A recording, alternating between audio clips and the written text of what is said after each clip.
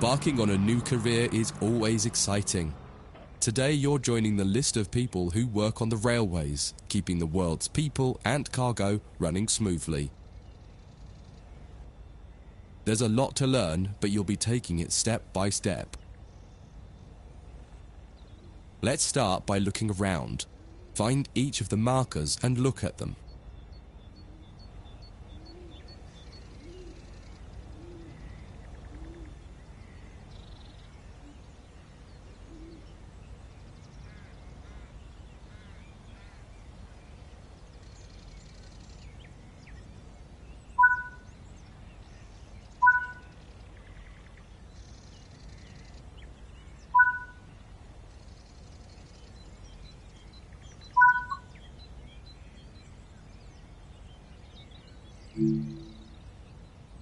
Before you get to the trains, take a quick tour of the facility here and learn the basics of moving around on foot.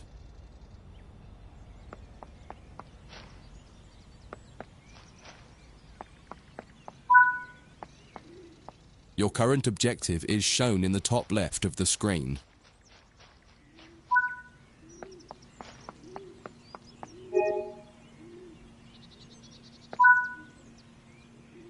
You've just been awarded some action points. These are displayed in the top right corner of the screen and count towards your overall experience level for the game. This is one of the many route tasks you can discover. Keep an eye out for other tasks that will ask you to place, collect, or fix a variety of things. Head into the main building to continue your induction. Walk over to the waiting area on the right. Let's take a seat for a minute.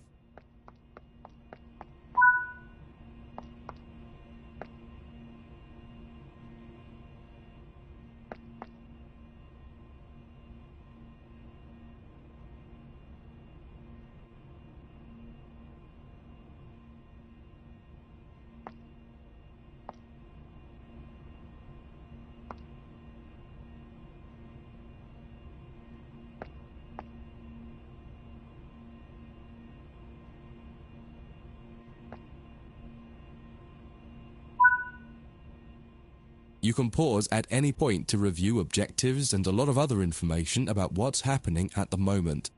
Try it now and then return to the game after you've had a look round.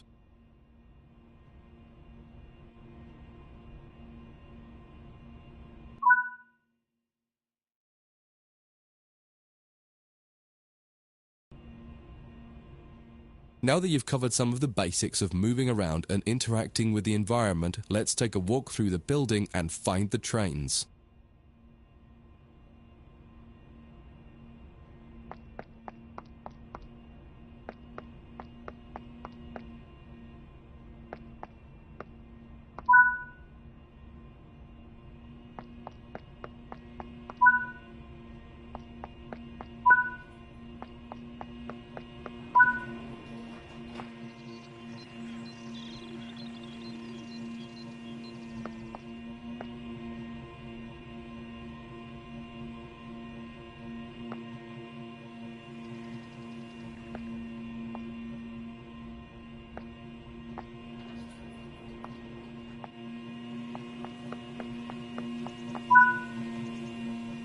This is Central Square.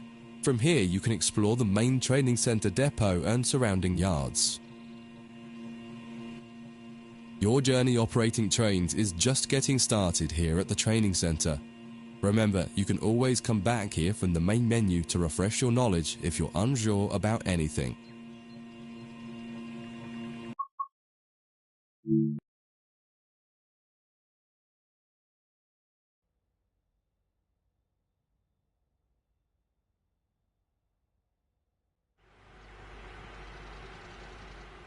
In this training module, you'll learn about the on-screen overlay known as the heads-up display, or HUD. You'll see it when you're in control of a train. You can configure a range of parameters for the HUD that affect how it looks in the game settings. In this tutorial, you're going to take a look at the two main types of HUD and make a first choice of which one you prefer. Get started by climbing up the ladder into this train and sit in the indicated.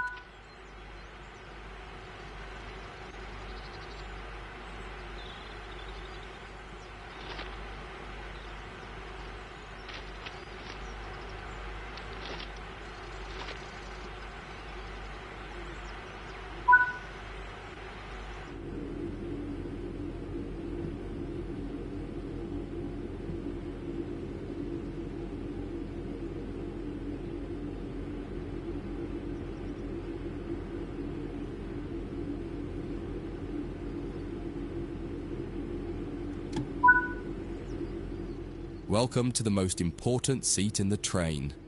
Before you can start learning how to make the train move, you're going to need to understand what the HUD is telling you. There are three types of HUD. The one you're seeing now is the normal HUD. You'll learn that first, and then take a look at the minimal HUD next. There is also a simple HUD, which is essentially a cut-down version of the normal HUD. The HUD is a guide to show you what the train is doing, how you're doing, and what your next objectives are. You can tune what's shown here using the game settings.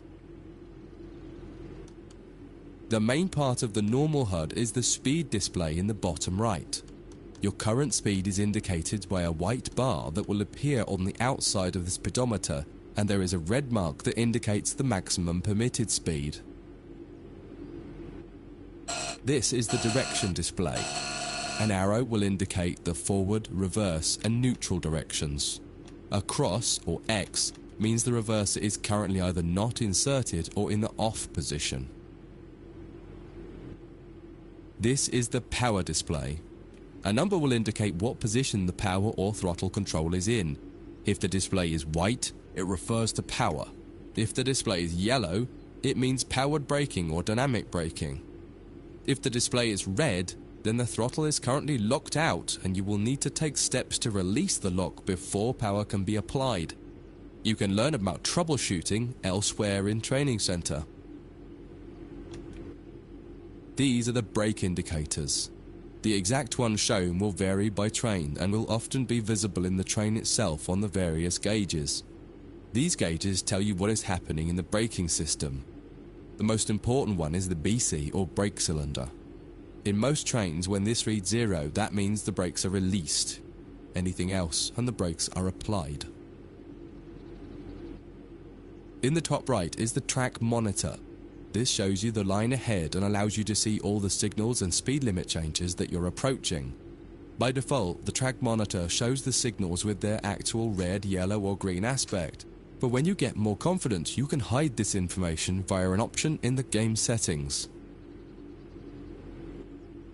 As you accelerate, the track monitor will extend its look-ahead distance so you can see much further ahead at higher speeds.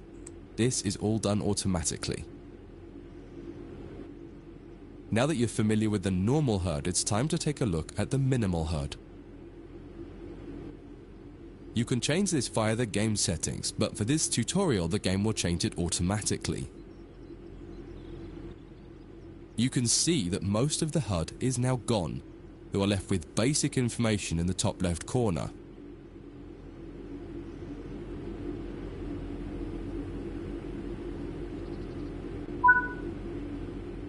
The minimal HUD immerses you in the experience of driving the train. Use the train's real gauges as much as possible. In the top left corner, you will see the information about your next objective and some limited information about what the train's doing, such as your current speed, the speed limit, and the gradient. Use the game settings to add and remove information from the minimal HUD. With less information, you'll find driving more challenging, but also more immersive and rewarding. Experienced players might prefer the minimal HUD, especially when driving from the cab view. The normal HUD is ideal for newcomers or anyone who wants to drive from an external camera. You can switch HUDs in game settings. Do you want to start with the normal HUD or minimal HUD?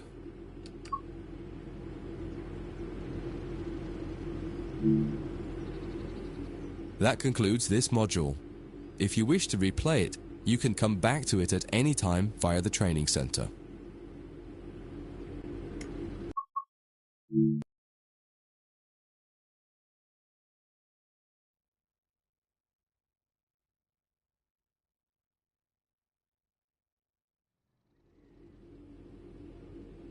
In this training module, you're going to learn how to make a train move and then bring it to a stop. For this exercise, you'll be using a British Class 323 electric multiple unit. It's a great train to get started with as the controls are quite straightforward. This module will get you used to the feel of the train and its controls. While many trains have different controls and are operated in different ways, there are basically always 3 controls that are common and are required to move the train. The reverser chooses the direction you're going to move in. It often has 4 positions: off, forward, neutral, and reverse. The brakes are used to slow or stop the train. There are potentially multiple braking systems you can find in different trains, and you can read more about that in other sections of the training center. For now, the Class 323 has a very simple braking system. The throttle controls how fast the train accelerates. In this train, the throttle and brakes are controlled by a combined power and brake handle. Moving the handle in one direction will apply power. The middle position is neutral and does nothing, and then the other range applies the brakes. You will find in some other trains that the throttle and brakes are on separate handles. Before you go any further, set the headlights for daytime running and ensure the tail lights are off.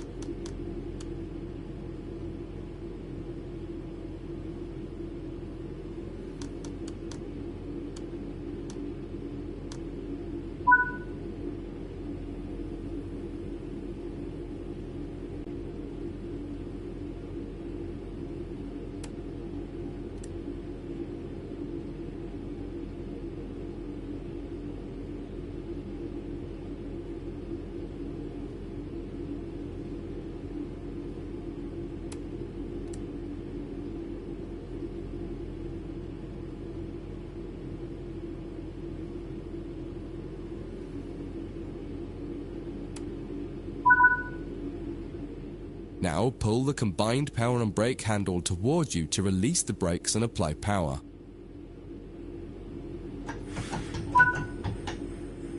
In the bottom right and in the center of the speedometer gauge, you can see a little ball.